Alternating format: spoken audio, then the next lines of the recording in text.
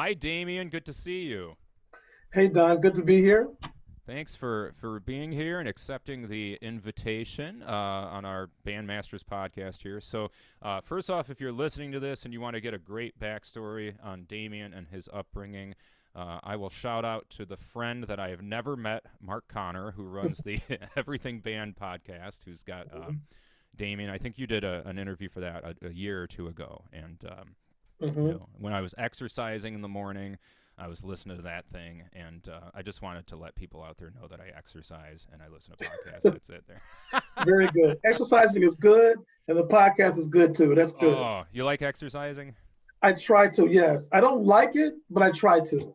Do you think that's important that like more music teachers actually get out there and Oh, become yeah, physically, mentally fit? I mean, you yeah, probably for feel better sure. when you do that, right? Yeah, it's just it's a good way to flush out your soul a little bit, and to keep a balance. And then you can also listen to music, and rehearse and listen to different recordings while you do that. Yeah, it's just all around a good idea. Great. Well, I don't want to like just do a whole pandemic, podcast here, but I did listen to your interview, as I said, with Mark Connor, and you talked about your nonprofit. You listed out all the ensembles and kind of what your life was looking like at that point. What does life look for like for you right now? And if it's significantly changed, like how are you doing to kind of get through all of that stuff? Well, yeah, that's a good question. It is different in some ways. I miss conducting the Farmington Community Band. I miss seeing my crescendo kids face to face. I miss my kids down at the DSO, my adults at the DSO. But right now, I am. We're running our Crescendo Detroit program virtually, which we've been able to hang on to quite a few of our kids over the different platforms. Hmm. And I'm teaching my DSO. I conduct the DSO's youngest wind ensemble youth group, middle school, Okay. and I'm seeing them virtually also. And so that's going pretty good. That was an adjustment for me. I'm an old school band director, warm up, scales, warm up. Let's work on the music. So this separation and put yourself on mute and let me hear you. But we do have some Bowling Green and some students from the universities come to do breakout sessions with our Oh, nice. DSO kids. So that helps break it up. Um, and just making sure crescendo stays current and stays connected to kids. And then I just started a job in August, another job with the Detroit Symphony. I'm the managing director of the Detroit Harmony Initiative. Hmm. Okay. And that initiative, the DSO is saying that any kid in Detroit, no matter if that student is in a public school, charter school, private school, home school, that the Detroit, if they want to play an instrument, the DSO is going to provide them with an instrument. Oh, wow. Wow. And so it has that part, then it has an economic development part, which means that we're saying at the DSO, we're going to train some Detroiters and students in the art of instrument repair. Okay. So I'm building that program now. Like I'm building it. I've been building it since August, the infrastructure for that. So my life has changed since I'm not doing conducting a lot of conducting honor bands in my group. I'm building the infrastructure for Detroit Symphony Orchestra's Detroit Harmony program. So what I see, of course, is this guy like you that's super motivated and just gets the job done no matter what. And not necessarily for my own therapy here, but do you have those times during this, especially this pandemic, where it was just low and you're like, oh my Oh, gosh, yeah. this, because Yeah. that's what we don't hear about. We only see the highlights and things like that. No. You know, Yeah. No. During the pandemic. First of all, Detroit was ravaged by COVID. I mean, Detroit was. We lost so many good people in Detroit. I mean, leaders, church leaders, people lost family members. It just ravaged Detroit. So there was a darker cloud over the city then. So I did. I went through. Man, I went through some sadness. Um, I missed music making and being in front of people and seeing the crescendo students. I missed it like a lot. Like I went through a month of deep sadness. And so I had to shake myself out of it. And some anxiety, because like, will I have a Farmington band when I get back in September? Will the DSO group survive? How are my kids doing in Crescendo? Like the parents, and just trying to keep my arms wrapped around all of it was tough. And doing programs like Crescendo Detroit anyway, about twice a year, I'm like, okay, I've had enough. But the staff, we work together. My staff is amazing staff. Angel Rock is one of my former students. She's a teacher. Thomas Butler, Andre, I have a tremendous staff. So when one of us feels like that, the other ones just kind of step in and say, no, we got it. Let's push it through. It's going to be all right. So yeah, you do have times like that in your life where you're like, yeah, I'm not doing this anymore. I'm tired. Nobody appreciates it. We go through that. Yeah. Okay. So you have to have the right people around you, like, to support you and say, no, it's okay. Go keep pushing. So for me, like the team at Crescendo, my family, my pastor, people like Ronnie Wooten, H. Robert Reynolds, those are my, like Reynolds and Wooten are my mentors and teachers, but they're also like, they watch me from a distance and they can tell when something's not quite right. Okay. So you'll get a FaceTime from Reynolds, right? I'm like, why does he? He says, hey, Damien, this is Reynolds. This is Bob calling. How are you? I said, I'm good. He said, are you sure? I said, I'm pretty good. He said, okay. Noticing patterns. Right? Yeah, he'll say, talk to me for a minute. So how is this? How is that? He said, can I give you some advice? And he said, sometimes it's not all about the music. He'll tell me it's about your life and being whole and being happy. When I took the DSO gig, he said, can I give you some more advice? I said, sure. What is that? He says, don't try to do it perfectly. Just do it right. And it kind of just took something off of me. Sure. To have people like that. And Reynolds will say the same thing. Crutcher, how are you? You doing okay? Yeah, you better. You better be doing all right. So you have to have people like that around you because it's difficult work. It's rewarding work, but it's tough. Yeah. Well, I'm sensing a theme already of just community. So I'd love to kind of segue to this and listen, we might not even talk that much about music, but there's, as you're saying, there's a little bit more to it than music sometimes here. Detroit gets kind of a bad rap in the news, is kind of an understatement there. I live outside of Chicago. Chicago has gotten a bad rap and some national news there. But I have never seen an area that has had so much pride, though, like Detroit. And I remember listening to who's the author? Is it Mitch Albom? I think that's from Detroit. Like he is like Mr. Detroit, and I notice anybody else that was from Detroit, like boom, this is their thing. So, again, it gets a bad rap, but tell me, like, why so much pride in that city? And if you were to, I'm sure you get frustrated when you see these negative things about it.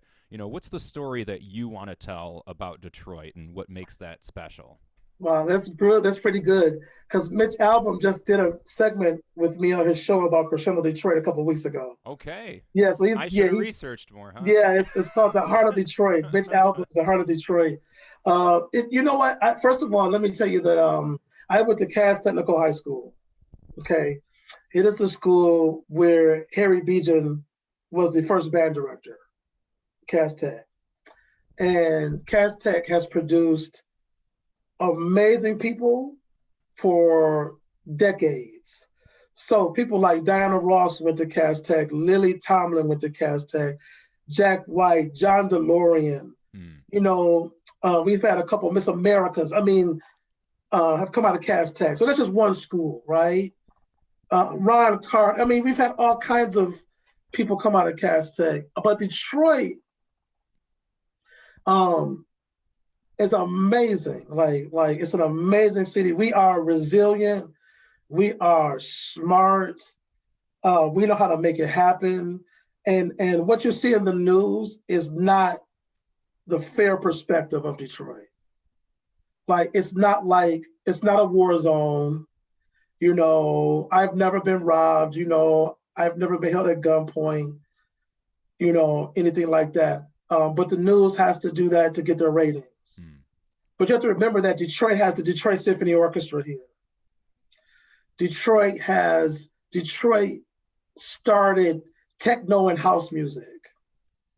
Motown was here. Marcus Belgrave and the jazz folks, that's Detroit, right? We have the greatest gospel artists in the country here in Detroit, the Clark sisters, right? They just made a movie about the Clark sisters. Like every R&B singer bases their singing off of Karen Clark Shear. So Detroit, Motortown. So Detroit is like this incredible place where fantastic people have done great things. So we fight past that, we fight past that negative thing, and we talk about the stuff that we've done well. Like I said, everywhere you go, there's a cast technician who is your boss, who is running the operation somewhere, right? Who is doing the work. We call the United States the cast tech nation, because somewhere there's a technician doing something, and we have other schools and other programs too. So yeah, there's this definite, sometimes we're painted as an underdog, so we fight. But yeah, it's a bad community in a good way. It's almost, when you hear that, it's like there's no. It sounds like there's no place more American than Detroit. Yeah, Detroit. Our food, our schools, our food, the people, the culture, the music, the art institutes, the neighbor. You just can't beat it. You can't beat it. All right. So if somebody comes to Detroit, and I didn't give you this question ahead of time, I'm sorry. Somebody comes to Detroit and they can only visit 3 places. Where are you sending them to? 3 places? Yeah. We're going to go to the Motown Museum. Okay. We're going to go to Baker's Keyboard Lounge, which is the oldest jazz club in the country, which I live by. So Motown, Baker's, and we'll catch the DSO on a night where like the orchestra's playing, and then later on or earlier, there's spoken word and jazz and rap going on in the Cube. All right. Right, so we're going to do those things. Then we're going to go out and eat some good food. We'll go to a soul food restaurant, eat some good food. Yeah, those are the things I think I would do. That's a good question. Those are the things I would do. Hey, that's technically 4, but we're not going to count the food. Hey, no. We'll drive past Cast. We'll drive past Cast Tech. We'll drive past Cast Tech. You can see where Harry Beecher got his start. Yeah, we'll do all that. So, listening to the previous podcast, here's a quote from you, and it said, "Kids from the city need to be pushed." And I just got done doing a whole bunch of research on this, and again, about 150 peer-reviewed articles absolutely agree with you. They say when we talk about city kids, or we talk about urban kids, kids in rural areas, maybe low-income kids, in general, that it's not always money. It's that we need to push these kids. Would you mind expanding on that a little bit, though, for somebody that is either maybe not used to working with those types of students, or maybe is used to working with those types of students but just isn't sure what to do? Right. How do we push those kids, and what's the limit of comfort we need to have? Yeah, I think that first of all kids come with layers, right? No matter where you are, kids come with different layers. Sometimes when you're dealing with kids from vulnerable communities, rural cities, sometimes those layers are compounded. There might be a confluence of things that's keeping them from beating the odds. So as you're working with students like that, first of all, you have to come with a deep respect of who they are and where they come from, and knowing that every kid has greatness in them. Like every student, no matter what you see on the outside, in there is greatness. And it's up to me, it's my love of what I do, the respect for teaching, and the respect for the kid that allows me to push them to the next level. You just can't push someone to push them, but they got to know that you care, that you're in it with them, that you're in the fight with them, but that you're going to show them some stuff that's going to blow their mind. Like you always remember your teacher who really loved what they were doing. like your band director, right? You know, your band director, my band director, the English teacher, that teacher that's like that lived music and lived theater. You're like, oh my God, you're such a dork, Mr. Crutcher. Oh my God. You know, they'd be like, oh my God, listen to this host. Oh, did you hear that? You know, they go, oh my God. But they gravitate to that after a while. Like they gravitate to that. Like this man likes this, so maybe I'll like it. So like exposing kids and believing in them and loving them and making deposits in them makes it so that when you have to make a withdrawal, it doesn't hurt as bad. Okay. You know, so Joel Osteen said that once. I heard that one time that he said, you know, you have to make so many deposits before you make a withdrawal. So you have to like deposit, deposit, deposit, deposit. Then you got to come and say, Damien Crutcher, shut up. My teachers at Cass would say that. Cass tell you this, oh my God, Damien Crutcher, just shut up. Or you know, you haven't really practiced this. I studied horn with Bryan Kennedy of the Detroit Symphony. I got a scholarship. And we had a good relationship. He understood where I was coming from. I'm an inner city kid, you know, but after about a year, he would say, you haven't practiced. So why don't we just like stop here? And, you know, we'll just pick it up next week. You know, and that's when someone you care about says it to you, that devastates you. Daggers. Right? But it's the kind of dagger that makes you come back the next week. I'm gonna kick his butt this week. I got you. You know. And so I think it's that. It's the care, it's the push, it's the love, it's the passion. But you gotta believe that every kid in front of you has greatness and amazing stuff in them. And sometimes kids from rural communities and urban areas, sometimes they don't look picture perfect, you know, but they definitely have it in them. I always felt it was funny with some of the perceptions because again I grew up in a low income area and I teach at a same school, and people that I know that have never worked with those types of students, the only picture they have of low income students are the kids from the movie Stand and Deliver or Dangerous Minds or something like that. And I have to remind him, I said, you know, Lou Diamond Phillips was 27 years old when he was actually in that movie. Like, they're not all that big and scary looking there. Right. So, And, you know, yeah. not to bash the media. It was just kind of another media thing. Yeah, it's another thing like that. And even those, you know, those students just want somebody to listen to them and to care. And I believe this too, like, and Professor Reynolds talks about this a lot, you know, like the quality of literature helps a lot in those situations. Okay. Like like kids studying Maya Angelou, you know, in literature class, and Toni Morrison, just eating on, chewing on that good stuff. And then in band, you know, we're doing the whole suites. We've got, you know, nowadays we have Omar, Thomas. When you let kids start to chew on the great stuff, it changes them. You know, so when I started teaching at Southfield-Lathrup High School right outside of Detroit, I would just load the bus up every concert that Michigan State had. So yeah, we're going to see my teacher. Come on, let's go, kids. I would have 40 kids with me, you know, all these black kids in afros and chains. So yeah, we're going out to Ann Arbor. Let's go. You know, and you watch the kids like they start to evolve, right? And then after 4 years, here they go. I said, well, what do you think about school? Well, I'm thinking about Howard, FAMU, Michigan State. So then I say, well, try this, try that, you know. So those kids, like I had a student who became drum major at Michigan State, one of the only few black kids to do that, you know. So you begin to see that change, and that, you know, all kids just want that. Mm-hmm. The lean on me kids, the stand and deliver kids, you know, they want that. Do you think there's some thing to be said about the familiarity with it, though? And I say that from the standpoint of, you know, you're in the area essentially that you grew up in. I'm in the area that I grew up in, so there's a bit of street cred where, for me, the minute I walked into that school, I felt comfortable because, like, hey, these are my stomping grounds. Like, I know who you are. I can say this.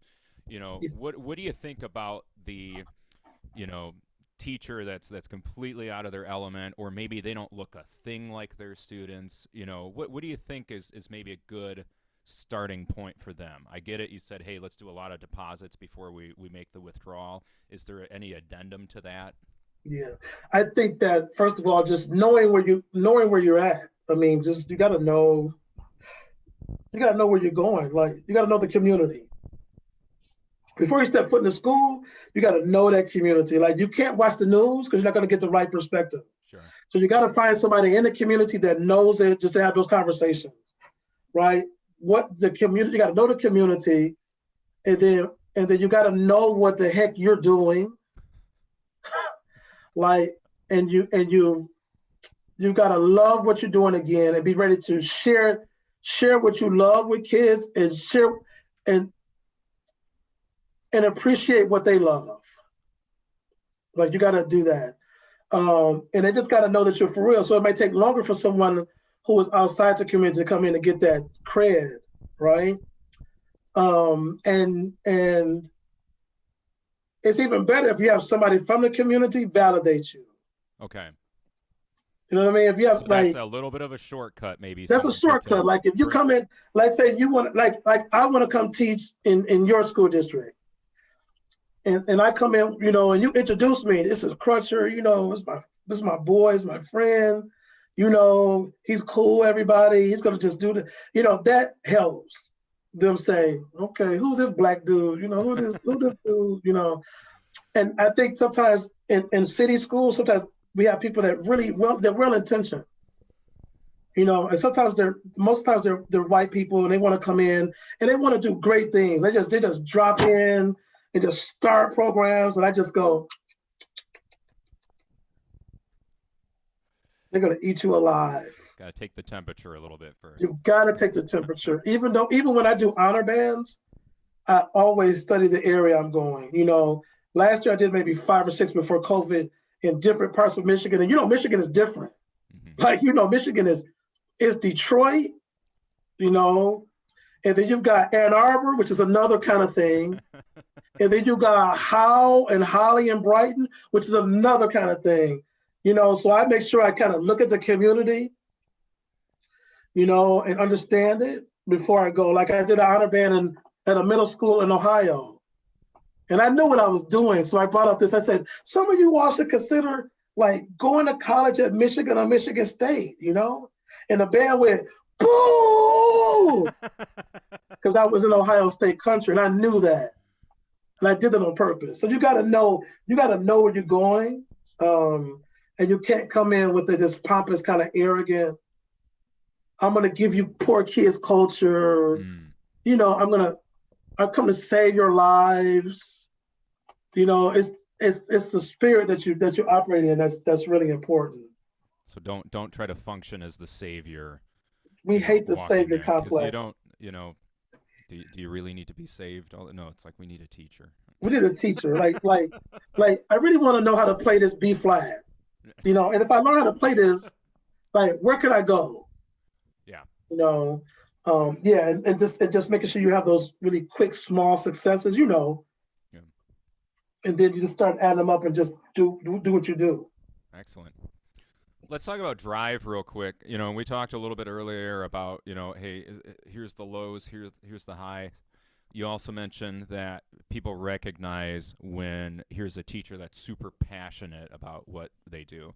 And I don't know if everybody's felt that. Sometimes, you kind of have to keep searching for something that you're passionate about, something that drives you. So, for you, what is that intrinsic motivation for you? What's the reason you do the things that you do? And how does that feel? What's the physical feeling, mental feeling? How can someone recognize when all of a sudden they have a passion for something? Wow, that's, we could write a book on that. What kind of question is that? What kind of question? Man, you're good. Let's copyright it. Yeah, we could do that. When you, first of all, like when you love something and you think about it and you dream about it and it becomes you, I mean, that's the end product. Like, that's where oh, I love this. Like, this is a part of me. So for me, by the time I was in fourth grade, I kind of knew I wanted to be a teacher. Like, teachers did something to me, like watching them. So I would get kids in my basement in fourth grade and have classroom. I would make the other kids color and write. I would step on the wall. I guess my dad was like, man, this guy is so weird. But, but like when it's inside of you, that passion you have for it, that love you have for it, that respect, and then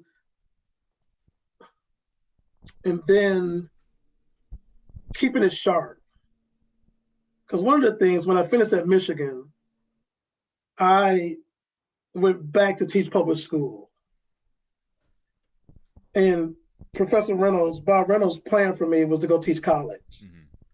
And he really did. I mean, he's really big on that. He was like, Damien, you've got 3 interviews coming up, these colleges, these are your jobs to lose, go. And I came back and said, I want to teach high school again. He was like, what? But he said something to me. He says, I hear what you're saying. And he was disappointed, He said, I hear what you're saying. He said, but whatever you do, he said, continue to feed the artist in you, or the artist was going to die. He said, go to concerts, read the arts and leisure section of the New York Times, study music still, study scores, study things, go to the symphony, go to the jazz concerts, be around the great artists, come see me, come to the university. He said, you got to continue to do that. Or he said to me, or your groups will start to sound better than they are. Mm. He said, and that artist will die, and you'll become this manager, this kind of manager teacher, and not this artist teacher.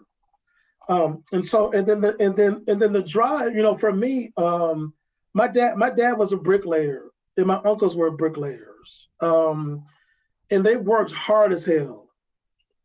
They worked so that we wouldn't have to work like that. Mm. My grandfather and grandparents down in Alabama had 40 acres that they farmed, and my grandfather was in his 90s on the tractor early in the morning. He had a stroke on the tractor at 96 or something like that. So that part is just kind of in my thing. In my genetics, in my blood, and then I learned other stuff, that drive, the determination. But it feels great when you find out this is what I love to do. And guess what? I'm getting pretty good at it. Right there, feeling good, like, man, I think I got this. I think I got it, And watching kids grow and conducting music, I get in this, when I'm teaching, I get in this zone that feels spiritual. Mm. Like I can see every kid in the class. I can almost see every situation they're dealing with outside of class. I can see where they could be in 3 or 4 years. So that feeling is a special feeling. And then when I'm conducting, you get in the zone, and it's just like you and the students and players reach this crazy place, right? And it's a feeling, when you hit that click, we're there. Here we go. So it's a spiritual. It's a kind of spiritual feeling, if that makes sense, right? It's that makes sense. It's like when you eat something, you got good food, right? But then you eat something, you go, oh man. You think that this is good. It's that kind of feeling. Hope that makes sense. It's funny. I think you did a great job of putting something in words that is so hard to put into words, and especially that last place where you said you just know it. You just know it. I'm assuming it's just so personal for every person, but it's personal. Like I'm sure you feel like you have to do it, and that this feeling is better than having a Cadillac. Since I know you had to trade your Cadillac in for something that was more practical for this, right? So I had to downsize in order to get where I am today. Okay. But, again, worth it for, as I was saying, the intrinsic thing, and then just the impact, of course, the bigger thing, the impact that you have on everybody there. Yeah, I would never, yeah, all the stuff I'm doing now, the territory is much larger.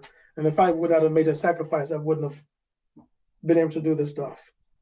What is And I'm grateful, Yeah. and then I think the other part, then you become grateful, right? You become grateful that you have this gift, and you're grateful enough to continue to work at it Mm-hmm.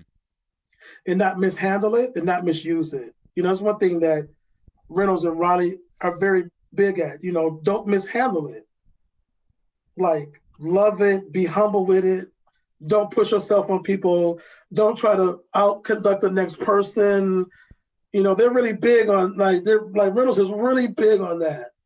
Don't start passing out cards. Don't invite yourself to different things. Handle this gift with care and humility, even though I'm pretty good at this. I'm pretty good. Yeah. I'm pretty good at this. I did study with H. Robert Reynolds. I'm pretty good at that. But humble yourself with it and treat it with care. And I remember hearing that again from the last one. To work hard is good. Have a balance in life is better. Don't promote yourself there. So I don't even have to ask that one now. You already answered it. There we go. We're efficient there. You're doing pretty good. We're gonna wrap up kind of this portion and then go into the nonprofit here in a second. I got a couple of things. I guess the first one would be, when this is all said and done, what do you want your legacy to be? That, and I know this sounds like a cliche, but that like I made a tremendous difference in individuals' lives, that I made an impact in music education across the country. That I was known for not fitting into a certain mold. Right. That I was a man of faith. That was important to me, and that you can do it in a different way than people think you can. If they can remember me in those ways, remember me, I'll be good. Great. All right, here's a practical one, because anyone that listens to the podcast, sometimes they want to get, some music advice here. So here's my question. Recommendations from you of lesser known band pieces. We know the Holst, we know Lincolnshire Posey, things like that. What are some pieces that you say, like, man, this thing is great and not enough people are playing it? Oh yeah, I think that, and right now everybody's kind of scratching at this a little bit, Okay. but I think that like music by Black composers, and women composers, but particularly for me being African American, by Black composers is it, and discovering those pieces, like Omar Thomas's Of Our New Day Begun. Mm-hmm. That should be done as much as both Holst suites across the country. It's playable, you got to have a good band, Mm-hmm. but it's playable, but it's like it gets you in your soul. So Of Our New Day Begun is a piece everyone should do, no doubt about it. And like music by Valerie Coleman, who plays in the Imani Winds. She's doing a lot of orchestral stuff, but she has one of her pieces, Umoja. Umoja is written for winds too. Okay. I think that's a good piece. I love Kevin Day's Rocket Ship. I love it. It's like middle school, high school piece, but it's got so much good funk in it. Like, it's kind of under the surface, and I got it though. I caught this. And so I teach it that way, and the kids go, "Oh my God, that's hot!" Yeah, So like Rocket Ship, it's got this thing underneath it. Dun, dun, dun, dun, dun, dun, dun, dun, dun, dun. I said, that's pretty slick, Kevin. So Rocket Ship is that piece for like middle school or ninth grade band, but it's got a trumpet fanfare in it that is the trumpet fanfare from hell. I said, Kevin, why'd you do this? He said, I know. I think that like William Grant Steele is considered to be like the dean of composers, the dean of African American composers, and a lot of orchestras are playing his music now. It's Afro American Symphony, but there's a piece called that's been transcribed called Summerland by William Grant Steele. And it's just like, wow, are you serious? So pieces like that, and from composers like that, I think we need to keep digging. Okay. We got to keep digging, and no matter where your kids are from, they should know these composers too. Like they know Holst and John Mackey, because there's some John Mackey stuff I do wherever I go. There's some Kevin Day stuff I do wherever I go. And so they should know these Black composers. And of our New Day Begun, every high school band that can play it has to play it. Required repertoire. It's required. Your band will never be the same. Will never be the same. Like I did a stint with the Wind Symphony as a guest at Wayne State University, and I did it with those kids. And at there were some rehearsals where we just had to stop and just leave because it's got that much in it. Okay. When you get the backstory and all that. So yeah, those are pieces I think that are special. Excellent. Well, thank you. Julie Giroux has a piece called "The Bonsai Tree." I played that. That one's hard. Oh my God, it's hard. Listen, I did it with my Detroit Symphony Kick, my younger group, and I started doing. I said, "Oh crap, this thing is harder than I thought. It's like not graded right. It's not graded correctly." I said, "This is hard." But once the kids got it, the percussion in the beginning, really the middle school kids play like the mallet percussions by themselves, right? And then the last note is just this. And then the kids understand that the silence after the ding is musical. Go ding, and the kids go, "Oh yeah, we got it, Mr. Crutcher, we got it." So I think those are some of those pieces. Excellent. I'll have to remind me. I'll have to send you one of our alums at Joliet, Jermaine Stiegel. He wrote a piece for our band called Legacy that we premiered last year. He's the composer for Coming to America, the sequel that's out in a couple of weeks. So, Wait. He was one of your students? No. He's older than me. Do you know Jermaine? He was at NIU. So I'll send it to you, Jermaine Stiegel. So he'll be happy I'm giving him a plug. But yeah, please. He's composer for Coming to America, and he wasn't. Listen, that's where I'm from. That's an iconic movie. Oh yeah. Now let's just say this for real. Among a lot of people, Black and white, but Black folks, that's one of our. Listen, that's one of our movies. Coming to America, Color Purple, Friday. What is it? First Friday. What's it called? With Chris Tucker, the Friday movie. Yeah, those Friday are like and the next Friday. Yeah, those are like boom. Yeah, for sure. So cool. I'll send that to you. No, Jermaine will be excited to hear that there. Yeah, please introduce us if you don't mind. Oh, absolutely. Yeah, okay.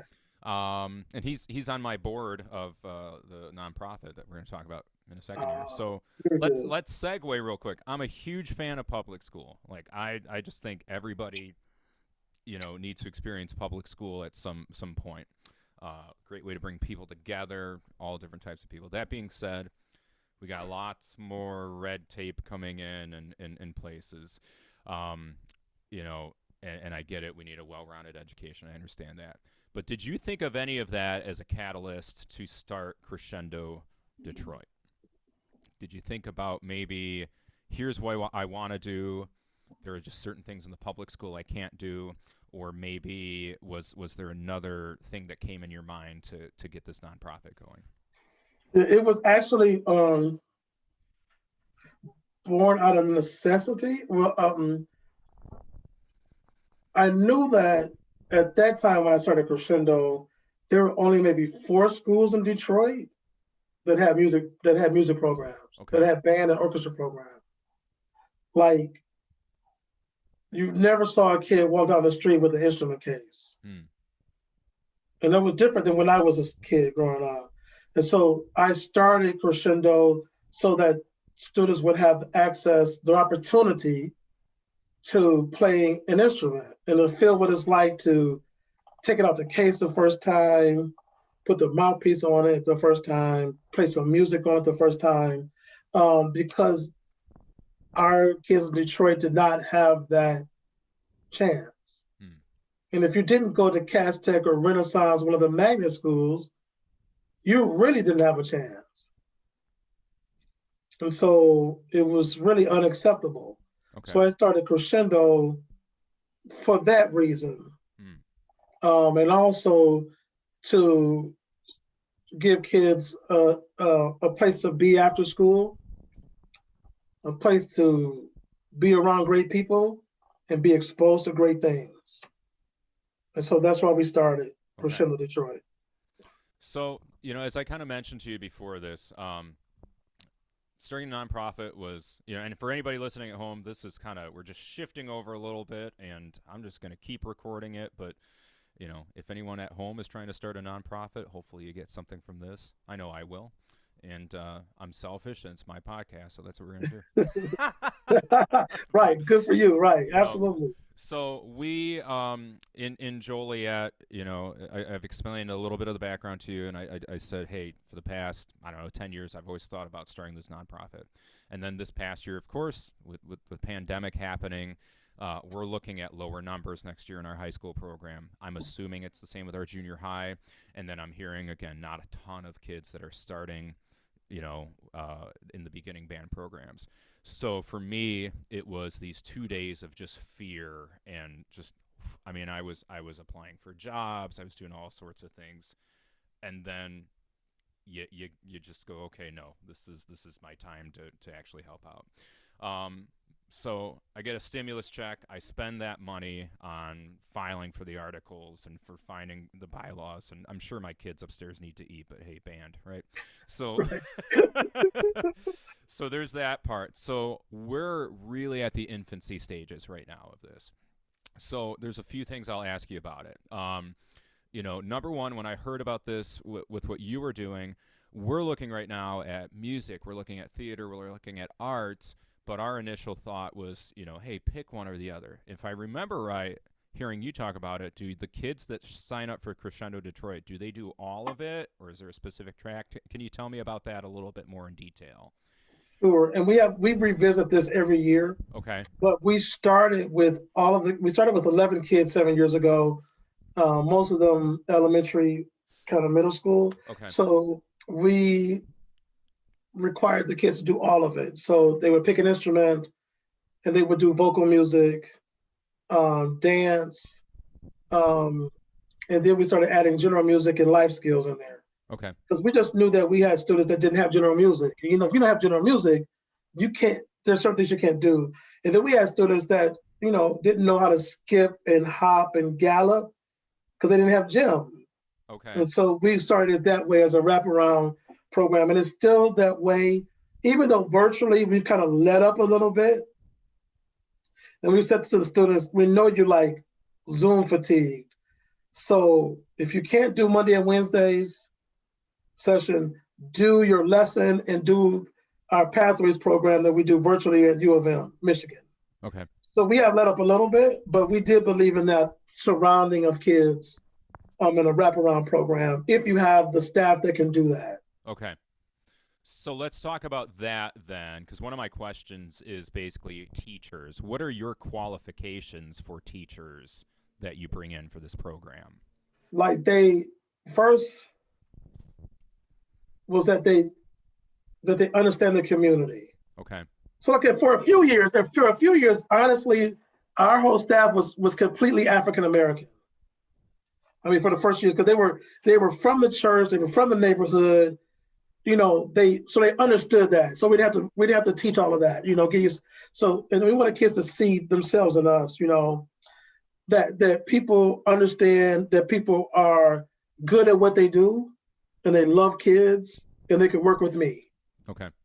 You know, and so it was so funny when David Armbruster, who he's a fantastic band director here. He taught at Plymouth, like the big international national award-winning marching band program in Plymouth.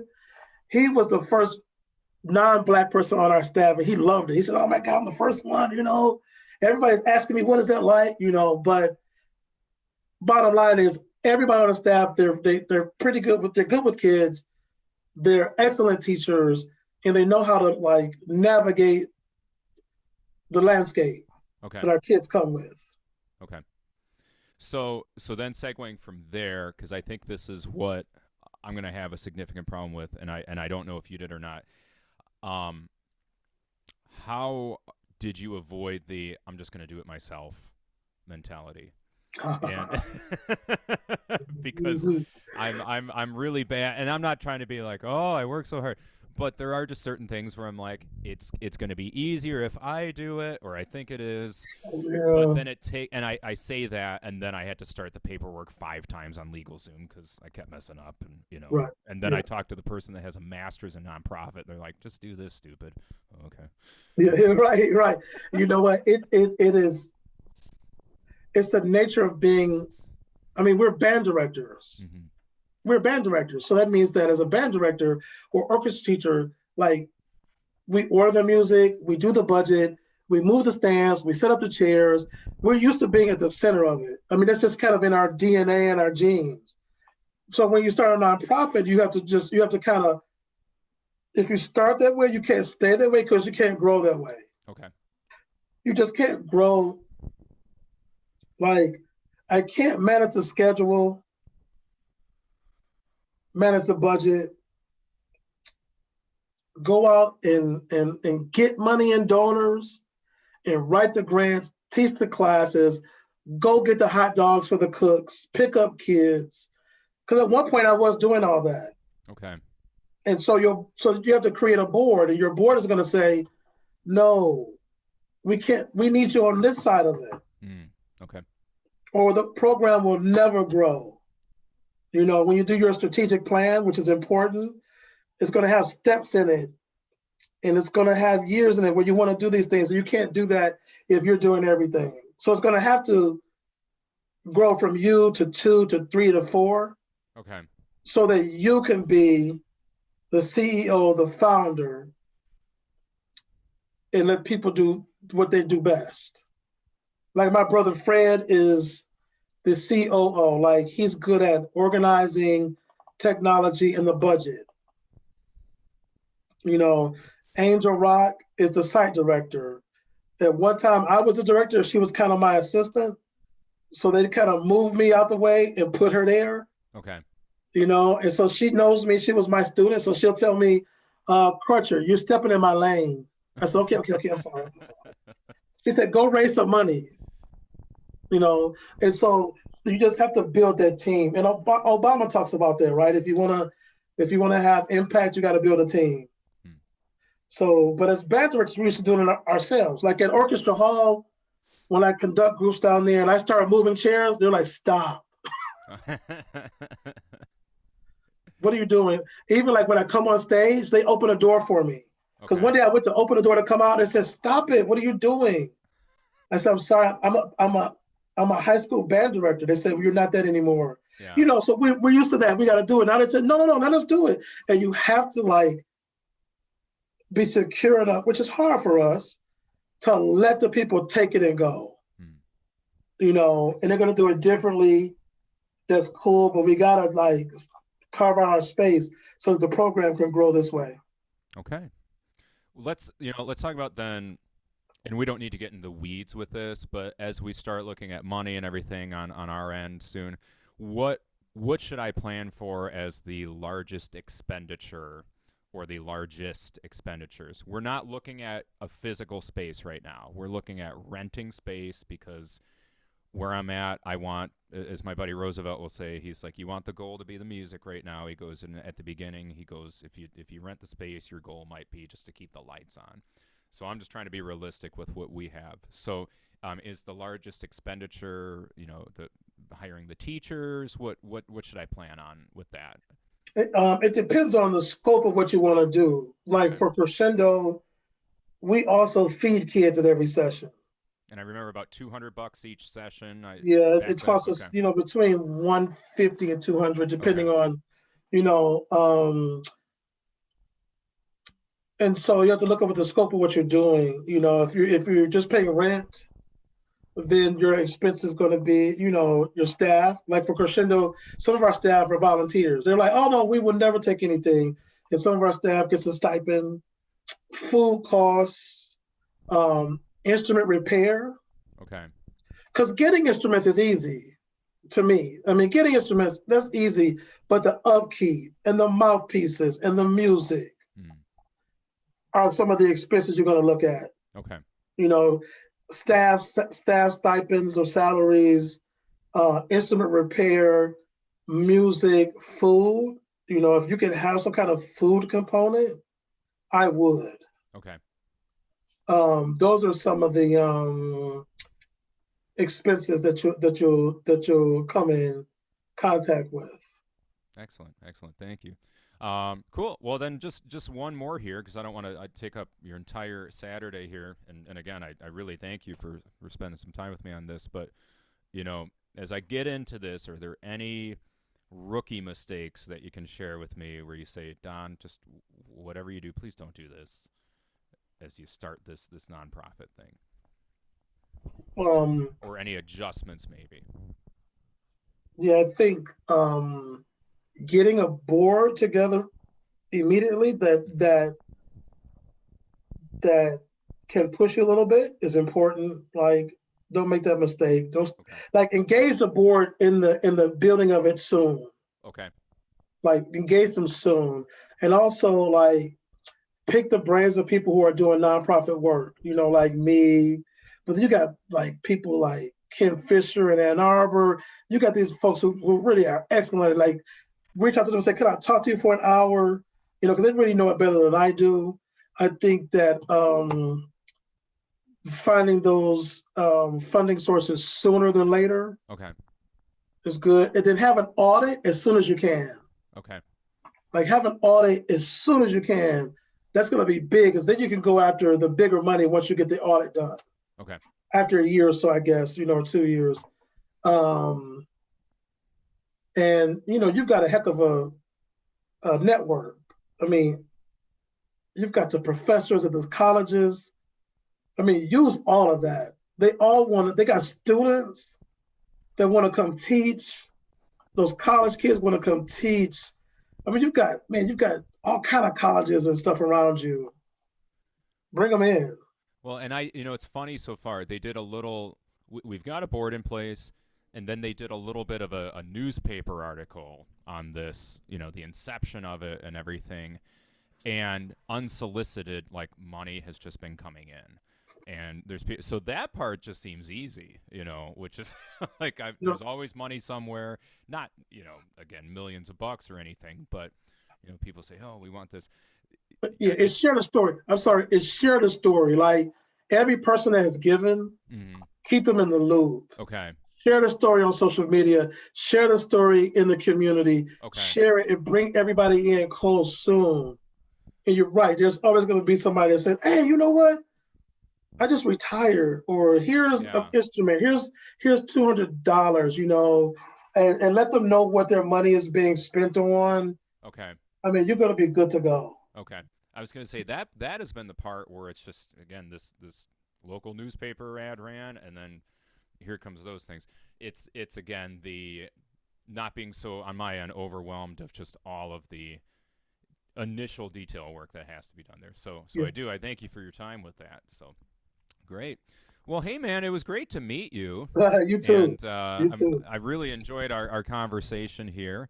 And yeah, I'll hit you up right after I get done with this on maybe some intro outro music for you there. But where can people find you online if they want more Damien Crutcher? If they want more, I'm not sure if they do, but if they do, they can look me up like on social media on Facebook. They can Google me. They can look up our websites like our Crescendo Detroit website.org. Okay. Also through the Detroit Symphony, they could just Google my name and the programs that operate down there. Yeah, I'm not too hard to find. I'm real simple. Music and me teaching. That's it. Excellent. Yeah. Well, thank you very much. I hope you enjoy the rest of your day. You too. I appreciate it. Nice meeting you. Like kind of face to face. Yeah. Keep up the good work. Keep up the good work. Well, And you too, and hope to meet you live sometime soon. you will, because I got to come see Dr. Wooten. I got to go there get a lesson, and we'll come by and see you. I Oh, got you. yeah. Yeah. Absolutely. All right, man. Okay. Thanks. All right. Have a good one. You too.